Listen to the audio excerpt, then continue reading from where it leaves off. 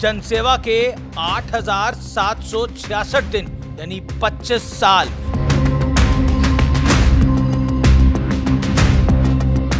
गुजरात में सबसे लंबे वक्त तक सीएम रहे, तीसरे सबसे लंबे वक्त तक देश के प्रधानमंत्री, लगातार तीसरी बार भारत के प्रधानमंत्री बने।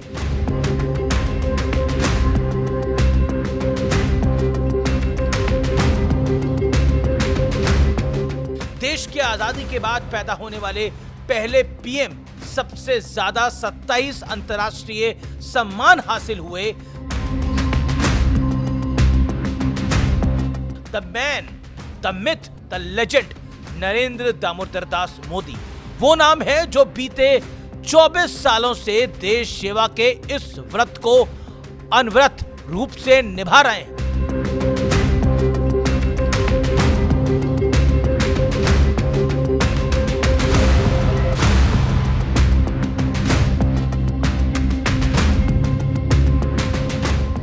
नमस्कार व्यूअर्स, मैं हूं अमीश देवगन। सत्य और तथ्य में आज बात होगी नरेंद्र मोदी के नरेंद्र मोदी से लेजेंड बनने की।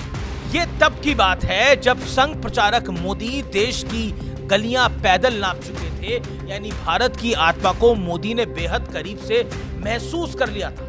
इसके बाद वो बीजेपी के संगठन महामंत्री बनाए गए और 24 साल पहले यानी 7 अक्टूबर 2001 को स्वर्गीय अटल बिहारी वाजपेयी और लाल कृष्ण आडवाणी ने उन्हें केशुभाई पटेल की जगह गुजरात की कुर्सी सौंप दी। ऐसा इसलिए हुआ था क्योंकि गुजरात के सीएम केशुभाई पटेल की सेहत खराब थी। बीजेपी विधानसभा बाय इलेक्शन यानी उपचुनाव में कुछ सीटें हार चुकी थी। केशुभाई पर सत्ता के दुरुपयोग, भ्रष्टाचार के आरोप लग रहे थे। इसके बाद भुज में आए भूकंप ने उनकी विदाई और मोदी के उदय को तय कर दिया था। लेकिन नरेंद्र मोदी के सामने गुजरात की जनता का विश्वास वापस हासिल करना सबसे कठिन चुनौती थी और इसको बीजेपी भी मानती थी। वो भी तुरंत, यानी मोदी के पास टेस्ट मैच खेलने का वक्त नहीं था। तब 2020 होता नहीं था, लेकिन मोदी T20 वाले फॉर्मेट में मैदान में उतरे और मैदान भी सजा था और जीतना इकलौता ऑप्शन रखा गया था। क्योंकि अगर आप नहीं जीतेंगे तो फिर आपका राजनीतिक करियर कहां जाता, ये मुझे किसी को बताने की आवश्यकता नहीं है। अगर मोदी 2002 के बाद वाला गुजरात का चुनाव नहीं जीत पाते तो क्या हश्र होता, ये सोचने वाली बात है। फिर जो हुआ वो इतिहास में दर्ज है, ऐतिहासिक परिश्रम की प्रकाष्ठा का दर्शन है। मोदी ने सबसे पहले भुज को अपने पैरों पर खड़ा किया। भुज में 4.5 लाख नए घरों का निर्माण हुआ। 13,000 से ज्यादा प्रभावित गांवों में से कई गांवों को नई जगहों पर बसाया गया। उन्हें बिजली, पानी, सड़क जैसी मूलभूत बुनियादी सुविधाएं दी गई। 5,000 किलोमीटर नई सड़कें बनी। 2003 तक कच्छ में 24 घंटे बिजली की व्यवस्था कर दी गई थी। 3,000 नए स्कूल, 1200 स्वास्थ्य केंद्र बनवाए गए। नरेंद्र मोदी ने जिस तरह से भुज को और पूरे कच्छ क्षेत्र को के जख्मों को सहलाया, उसने उन्हें पीपल्स लीडर के तौर पर स्थापित कर दिया। लोगों को नरेंद्र मोदी में एक रिजल्ट ओरिएंटेड नेता नजर आने लगा और पार्टी को अपना भविष्य। गुजरात में तो मोदी यही नहीं रुके, यही नहीं थमे। उन्होंने तमाम विरोध के बावजूद, एजेंडो और प्रोपेगेंडो के बावजूद कच्छ तक नर्मदा का पानी पहुंचाकर ही दम लिया। गुजरात देश का पहला राज्य था जहां 2003 में स्टेट लेवल के डिजास्टर मैनेजमेंट अथॉरिटी बना दी गई थी। इसके अलावा वाइब्रेंट गुजरात ने इन्वेस्टर्स को अट्रैक्ट करने का एक नया फॉर्मूला पूरे देश को दिया, एक नया फॉर्मेट दिया। साथ ही गुजरात मॉडल को नेशनल लेवल पर एस्टैब्लिश कर दिया। 2002 में जनता ने मोदी को टेक्निकली पहली बार अपना सीएम चुना। फिर 2007 और 2012 में भी मोदी के काम पर वोट वाली मोहर लगती गई। कांग्रेस के हिस्से में सूखा बढ़ता गया।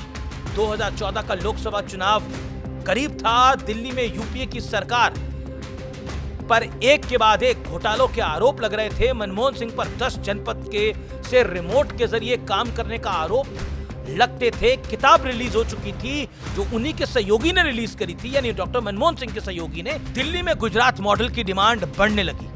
बीजेपी ने मौके की नजाकत को समझा और 13 सितंबर, मुझे तारीख एकदम याद है, 13 सितंबर 2013 को नरेंद्र मोदी को अपना प्राइम मिनिस्टरल कैंडिडेट बना दिया। Parliamentary board of BJP met today and decided that Shri Narendra Modi will be our prime ministerial candidate for the coming Lok Sabha election. Modi Delhi आए और देश में पहली बार किसी गैर कांग्रेसी पार्टी को लोकसभा में अपने दम पर पूर्ण बहुमत हासिल हुआ। वाकई जो 2014 के इलेक्शन रिजल्ट्स थे वो एक तरह से बहुत बड़ा रेफरेंडम था देश की नई आबादी का। Ease of business, minimum government, maximum governance, skill India, Narendra Modi के ये वो शुरुआती विजन था जिसकी वजह से भारत मेक इन इंडिया वाली मुहिम की तरफ आगे बढ़ने जा रहा था। इसके बाद स्टार्टअप इंडिया जैसे कॉन्सेप्ट ने देश में युवा एंटरप्रेन्योर्स को की लाइन लगा दी। आज जो हम स्टार्टअप्स को बड़े फलते फूलते हुए देख रहे हैं और अपना सीना चौड़ा करते हैं, ये नरेंद्र मोदी के 2014 के विजन का नतीजा है। भारत के लोग अब डिजिटल लेन देन करते हैं, उनके बैंक खातों में डायरेक्ट बेनिफिट ट्रांसफर होता है। भारत दुनिया को मोबाइल सप्लाई करता है, कार सप्लाई करता है, दवाएं सप्लाई करता है और अब तो हथियार भी सप्लाई कर रहा है। हम सेमीकंडक्टर हब बनने की तरफ आगे बढ़ रहे हैं। मोदी की कूटनीति और दुनिया में उनकी पॉपुलैरिटी का परिचय इस बात से मिल जाता है कि मोदी सबसे ज्यादा अंतर्राष्ट्रीय सम्मान पाने वाले इकलौते भारतीय प्रधानमंत्री हैं। भारत आज उस दौर में पहुंच चुका है जहां उसे किसी दूसरे देश के दबाव में काम करने की जरूरत नहीं पड़ती। भारत अपनी शर्तों पर अपने फैसले लेने लगा है। वैसे फैसला तो प्रभु राम के मंदिर का भी हो ही चुका है। 3 तलाक अब अस्तित्व में नहीं है और सबसे अहम अनुच्छेद 370 जेलम में बहा दिया गया है। आतंकवाद खात्मे की ओर है, नक्सलवाद अपनी अंतिम सांसें गिन रहा है। लेकिन ये सारी उपलब्धियां शायद बहुत सारे लोगों को रास नहीं आती, क्योंकि बीते 11 साढ़े 11 सालों में न जाने कितने विदेशी टूल किट एक्टिव किए गए नरेंद्र मोदी को सत्ता से बेदखल करने के लिए, लेकिन उन्हें ना कोई हिला पाया और ना कोई रास्ते से डिगा पाया। प्रधानमंत्री मोदी ने एक्स पर पोस्ट कर कहा, मेरा सौभाग्य है कि मुझे लोगों का स्नेह मिला। मैं लोगों का उनके विश्वास, स्नेह और आशीर्वाद के लिए आभार व्यक्त करता हूं। मां भारती की सेवा का अवसर इस जीवन का सबसे बड़ा सम्मान है। वैसे नरेंद्र मोदी होना आसान नहीं है। 2002 में गुजरात दंगों वाला कीचड़ बार बार उन पर उछालने की कोशिश हुई, लेकिन हर बार उन्होंने अग्नि परीक्षा पास की। प्रधानमंत्री बने तो इनटॉलरेंस से लेकर सूट बूट की सरकार, चौकीदार चोर है, वोट चोरी, सरेंडर मोदी वाली मुहिम से उनकी सत्ता को चुनौती देने का खूब प्रयास हुआ। लेकिन नरेंद्र मोदी हमेशा कहते थे कि जितना कीचड़ उछालोगे कमल उतना ही खिलेगा।